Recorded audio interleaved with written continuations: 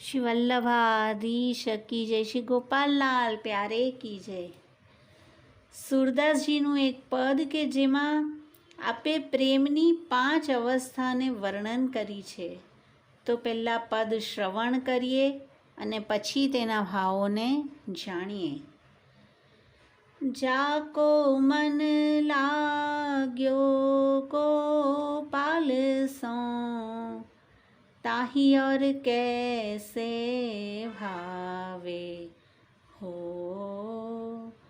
लेकर मीन दूध में राखो, जल बिन सचु नहीं पावे हो, ज्यों गूंगो गुर खाय रहत मुख, स्वाद न काहू बतावे हो, ज्यों सूरारण घायल घूमत, पीरन काहू जनावे हो, जैसे सरिता मिली सिंधु में, उलट प्रवाहन आवे हो,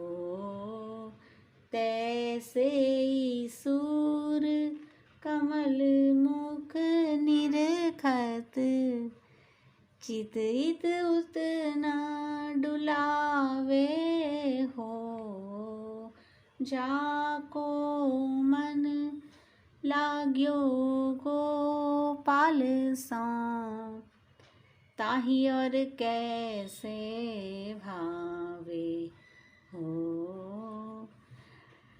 अलग अलग कड़ीमां प्रेमनी अलग अलग दशाનું વર્ણન છે। પહેલું કહે છે કે જેનું મન ગોપાલથી લાગી ગયું તેને બીજું કંઈ જ ન રૂચે, તાહી और कैसे भावे हो। અને પ્રસંગ જોઈએ। એક ક્ષત્રાણી મહાવનના ભદ્રાજી શ્રી સ્વામીજીના અંતરંગીની સખી જ્યારે શ્રી વલ્લભે નામ નિવેદન કરાવ્યું, ક્ષત્રાણીએ પૂછ્યું, મહારાજ આપ મૂકો કહા આજ્ઞા હે? અને શ્રી આચાર્યજી કહે, ભગવત સેવા કરો। ક્ષત્રાણીએ કહ્યું, महाराज लीला में सदा आपकी सेवा करी है, आपके चरणारविंद मिलना बहुत दुर्लभ है, मोको साधन में मती डारो।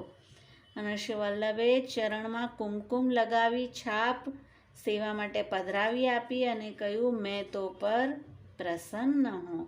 તો એકવાર જેમાં મન લાગી ગયું પછી તેને કાંઈ બીજું ભાવતું નથી।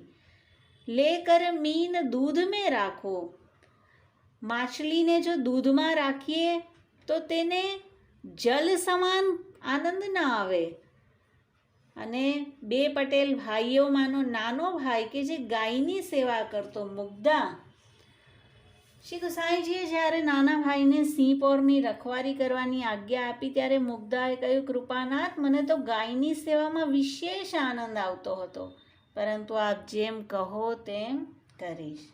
જ્યો ગુંગો ગુર ખાય રહત મુખ, સ્વાદ ન કાહુ બતાવે હો। ત્રીજી અવસ્થા, જેવી રીતે કોઈ મૂંગો વ્યક્તિ હોય અને તે ગોળ ખાય અને પછી કોઈ તેને પૂછે ગોળ કેવો છે, તો તે કંઈ બોલી શકતો નથી, માટે તે વર્ણન ન કરી શકે। ગોળની મીઠાશ તેણે અનુભવી છે, સ્વાદ તે અનુભવી રહ્યો છે, પણ કોઈને બતાવી ન શકે। પદ્મનાભદાસજીના ગૂઢ પદમાં એક તૂક છે, પદ્મનાભ દેખે બની આવે, સુધી રહી રાસ રસાલ ભ્રુભંગે, શ્રીમદ વલ્લભ રૂપ સુરંગે। રાસ એ કોઈ વર્ણનની વસ્તુ નથી, મેં તો તેનો અનુભવ કર્યો છે। કેવલ એક સુધી રહી છે કે રાસ સમયે શ્રી સ્વામીજીએ બ્રોહ ઊંચી કરી હતી। જ્યો સુરારણ ઘાયલ ઘૂમત, પીરન કાહુ જનાવે હો। રણમાં સુરવીરનું માથું પણ કપાઈ જાય તો ધડ લડાઈમાં જૂਝતું રહે છે। તેવી રીતે જ વ્રજ ભક્તોને ભગવદ માર્ગમાં અનેક કષ્ટ આવ્યા, અનેક વિઘ્નો પાર કરી પ્રભુ સુધી પહોંચ્યા। પ્રભુએ ધર્મ કર્મના વચન કહ્યા પણ તોય પાછા ન હટ્યા અને ત્રિલોકમાં એમનો ધ્વજ લહેરાયો, ગોપી પ્રેમ કી ધ્વજા. જૈસે સરિતા મિલી સિંધુ મેં ઉલટ પ્રવાહ ન આવે હો. જેવી રીતે કોઈ નદી સમુદ્રમાં મળી જાય પણ ક્યારેય તે તેમાંથી પાછી ફરતી નથી, અને જેવી રીતે ગંગાજી સમુદ્રમાં મળ્યા પછી પણ ગંગોત્રીથી ધારા અવિરત વયા જ કરે છે, મળ્યા પછી પણ તે જ ભાવ બન્યો રહે છે. અને તેમાં પ્રસંગ આવશે, એક સમય પરાસોલીમાં કુંભનદાસજી ખેત પર બેઠા હતા. પાસે શ્રીનાથજી ખેલી રહ્યા હતા. ત્યાં ઉત્થાપનનો સમય થયો. કુંભનદાસજી ગિરિરાજજી પર દર્શન કરવા જવા લાગ્યા. શ્રીજીએ કહ્યું, કુંભના, હું તો તારી પાસે ખેલું છું, તું ક્યાં જાય છે? કુંભનદાસજીએ કહ્યું, મહારાજ, અહીં તો આપ વિશેષ કૃપા કરી સહાનુભાવતા જણાવો છો.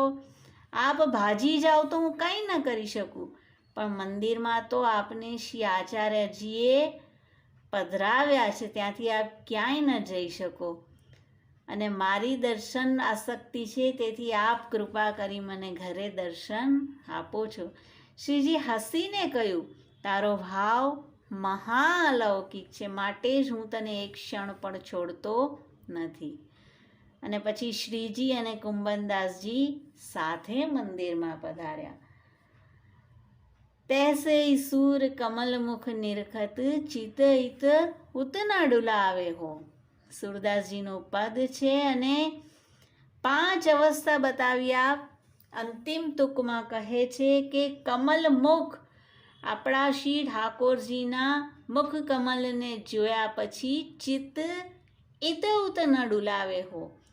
ચિત્ત ક્યાંય બીજે જાય નહીં, તો તે સ્નેહ કહેવાય, તો તે પ્રેમની દશા કહેવાય.